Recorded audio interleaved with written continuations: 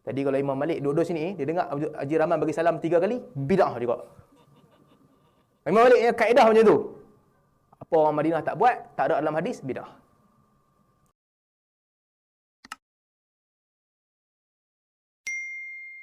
Dalam fiqh pula, Imam Ahmad, keistimewaan mazhab Hanbali ni, dia banyak mengikut fatwa-fatwa sahabat. Dan juga banyak, sebab Imam Ahmad, dia punya pengetahuan hadis dia sangat mendalam. Pengetahuan hadis dia melebihi imam-imam yang lain. Jadi disebabkan itu, kebanyakan fatwa Ahmad datang dengan dalil. Ijtihad Imam Ahmad tidak begitu banyak. Dia datang dengan dalil. Apa keistimewaan Imam Syafi'i?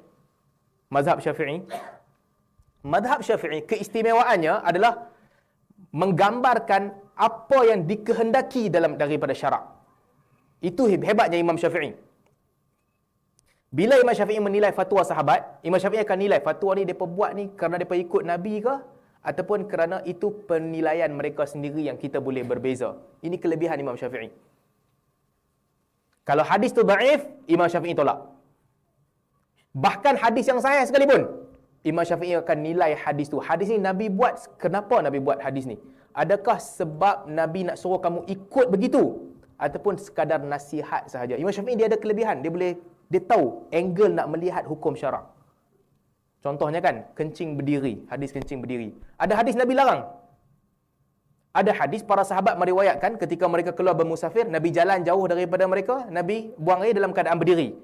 Imam Syafi'i kaji, macam mana clash ni nak selesaikan?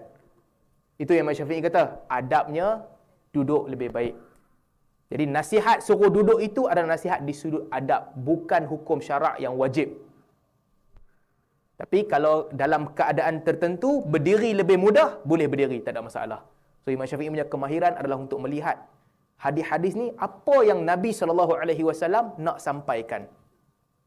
Banyaklah kes begitu, minum berdiri dan minum duduk, sama juga Imam Syafi'i bahas.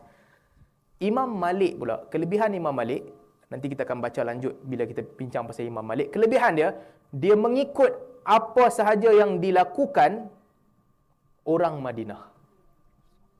Apa yang orang Madinah tak buat, kalau ada hadis, Imam Malik akan tafsirkan hadis tu, ataupun dia akan terima hadis tu, ada perbahasan yang panjang. Tapi kalau tak ada hadis, orang Madinah pun tak buat, Imam Malik kata bid'ah terus. Yang ni trend Imam Malik. Sebab itu banyak benda yang nampak macam okey je, Imam Malik kata ini bid'ah. Kumpul ramai-ramai lepas asar mengaji. Ikut pandangan Imam Syafi'i, selagi tak ada mudarat, selagi tidak mematikan mana-mana sunnah, selagi tak menyusahkan siapa-siapa, buat dah. Imam Malik punya pandangan pula, orang Madinah tak pernah buat macam tu, itu bid'ah. Baca Al-Quran ramai-ramai, suara ramai-ramai baca serentak. Orang Syam kata, baca je lah, yang penting baca Al-Quran, macam mana cara baca terpulang masing-masing. Orang tanya kepada fatwa kepada Imam Malik. Imam Malik kata, kami kat Madinah tak baca macam tu. Kami baca seorang baca, yang lain dengar. Yang hampa buat tu, bid'ah. Kami tak buat macam tu, yang tu jadi bid'ah. Khatib bagi salam atas mimbar. Imam Malik kata, khatib bagi salam sekali je. Masuk dalam masjid, Assalamualaikum. Cukup. Lepas tu naik atas mimbar, dia baca khutbah. Habis khutbah dia turun. Tak payah bagi salam sekali lagi atas mimbar. Pasal apa nak ulang 2 kali? Ulang 2 kali, bid'ah juga. Tadi kalau Imam Malik duduk sini, dia dengar Haji Rahman bagi salam 3 kali, bid'ah juga. Imam Malik punya kaedah macam tu. Apa orang Madinah tak buat, tak ada dalam hadis, bid'ah. Imam Syafi'i akan kaji. Nabi benarkan untuk zikir. Nabi baca zikir tertentu. Kalau nak baca zikir lain, boleh ke tak boleh? Imam Syafi'i kaji. Kalau begitu, tak ada masalah. Boleh baca zikir lain. Yang Nabi buat tu, contoh. Zikir lain nak baca, termasuk dalam ruang lingkup membacakan zikir. Boleh. Baca Al-Quran nak bagi hadiah kepada orang mati. Boleh ke tak boleh? Imam Syafi'i kata, ada ibadat yang boleh. Puasa boleh ganti. Solat tak boleh. Baca Quran dekat dengan solat, masuk dalam kategori solat. Tak sampai. Buat kenduri kepada orang mati. Imam Syafi'i kata, ini kalau buat akan menghidupkan kesedihan yang telah pun mati. Kesedihan tu dah hilang, hidupkan balik. Imam Syafi'i kata, ini tak boleh, bid'ah. So tuan-tuan boleh tengok, Imam Syafi'i bila dia ulas satu hukum sunnah ataupun bid'ah, dia lihat di sebalik hukum tu ada kesan ke tak ada kesan. Itu dasar Imam Syafi'i. Tapi dasar Imam Malik, aku tak pernah tengok orang Madinah buat macam ni. Hadis pun tak ada, bid'ah. Senang cerita. Tapi dua-dua sunnah. Dua-dua ni berdiri di atas sunnah. Imam Ahmad pula, Imam Ahmad menilai di sudut fatwa-fatwa sahabat. Jadi bid'ah di sisi Imam Ahmad agak longgar. Sebab selagi mana ada fatwa para sahabat melakukan yang demikian, Imam Ahmad tidak bermudah-mudah membid'ahkan amalan. Sebahagian amalan kontroversi. Pergi sapu mimbar Nabi SAW. Sapu mimbar di Madinah. Imam Malik kata bid'ah. Imam Ahmad kata ini dilakukan, ada riwayat para sahabat melakukan, dia kata ini boleh buat, tak ada masalah. Ini perbezaan cara fikir. Imam Ahmad melihat fatwa-fatwa sahabat dan sebagainya dalam bab fiqh, maka dalil yang digunakan dalam mazhab Hanbali dalam fiqh ini sangat luas.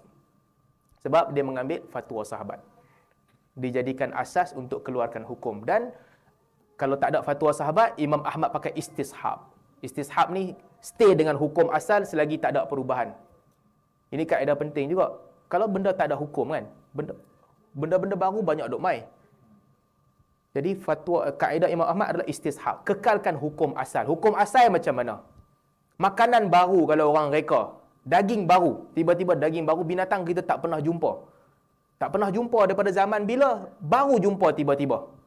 Maka kaedah Imam Ahmad, kekalkan hukum asal. Dia termasuk makanan halal kepada kamu, kecuali yang telah diharamkan.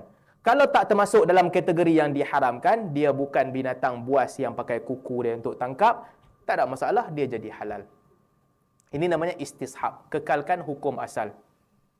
Jadi kaedah mazhab Hanbali, Al-Quran, Sunnah, Ijma', Qiyas, fatwa sahabat. Kalau tak ada fatwa sahabat, mereka menggunakan istishab, kekalkan pada hukum asal.